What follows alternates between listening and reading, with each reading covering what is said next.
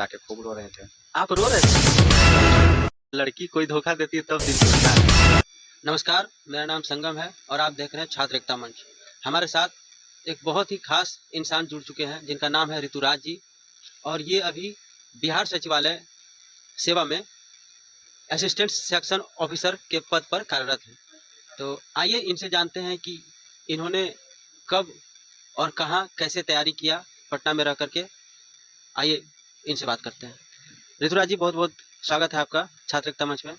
आप हमारे छात्रों को ये बताएं कि क्या जब आप तैयारी करते थे तो आप क्या सोच के तैयारी करना स्टार्ट किए थे? सबसे पहले तो आपके चैनल छात्र एकता मंच को बहुत बहुत धन्यवाद।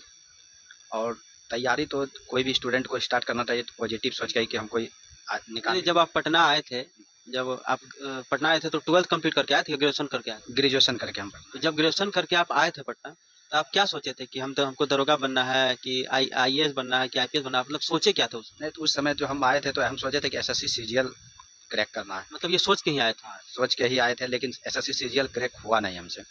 फिर हम दरोगा के क्षेत्र, उस समय दरोगा का वैकेंसी आया तो हम दरोगा के। आप पटना कब आए थे? 2019 में।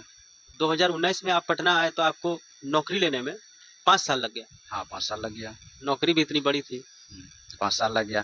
तो हम दरोगा का फिर प्रिपरेशन करने लगे तो दरोगा का रिजल्ट हुआ, लेकिन फिजिकल में हम फेल हो गए। तो फिर उस समय तो हम डिमोटिवेट हो गए।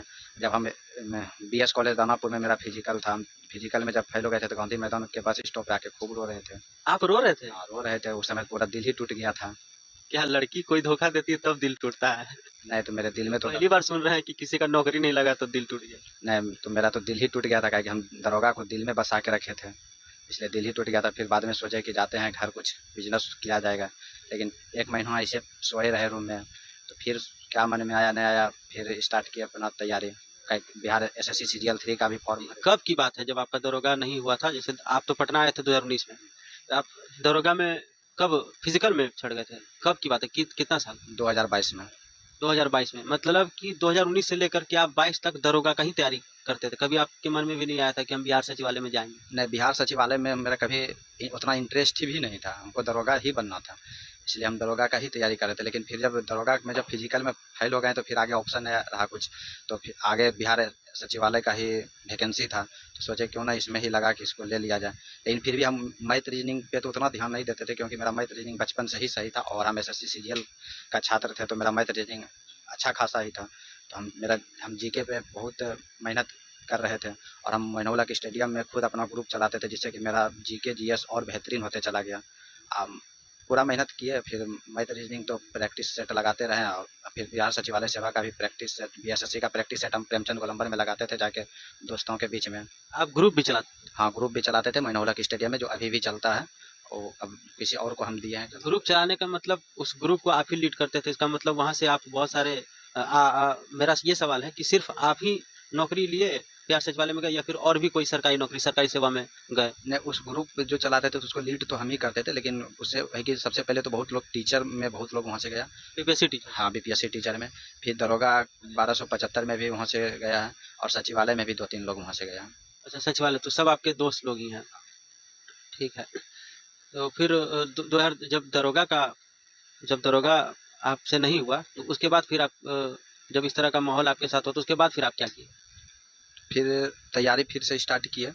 फिर से पटना आए? नहीं, पटना में ही थे। अच्छा, पटना में ही रूम में सोए रहते थे? रूम में सोए रहते थे, पूरा डिमोटिवेट हो चुके थे हम।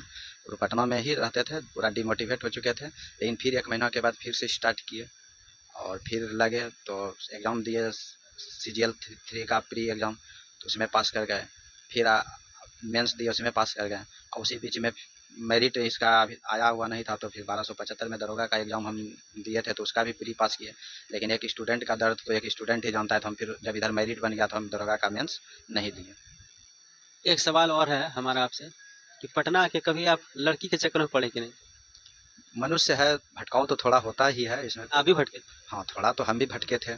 लड़की के चक्कर में?